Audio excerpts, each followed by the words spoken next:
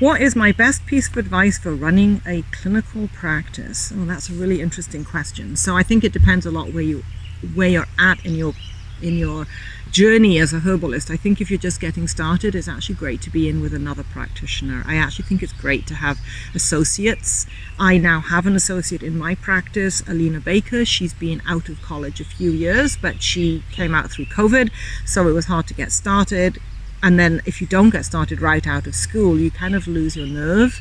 So she needed that little bit of a support and push. And I was the lucky person that she applied to come and do a residency with me in my practice, and now has moved to my community, and we are associates in the clinic. And that for me is wonderful because she's picking up a lot of work that I don't have time for. But it's also good for her because she's got a ready-made practice.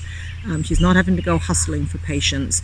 And we meet twice a week to review cases and discuss the files. So I think if you're starting out, then going into an established practice as an associate of some sort for a few years is probably a really good idea, because you don't know what you don't know, and you're going to reinvent the wheel.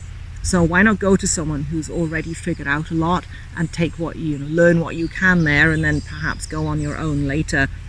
I personally love having a shared practice. I've been solo, and I've been in a big multidisciplinary clinic with several rooms and several different practitioners, and I've now found a sort of happy medium. I don't want to be a solo anymore. It's a lot to hold. You need somebody to talk it over with, bounce ideas around, help each other to think differently, think outside your own limitations about what a patient could be doing. So that would be my advice, I suppose, not to think you have to do it all on your own, to see if there's a way to share the responsibilities.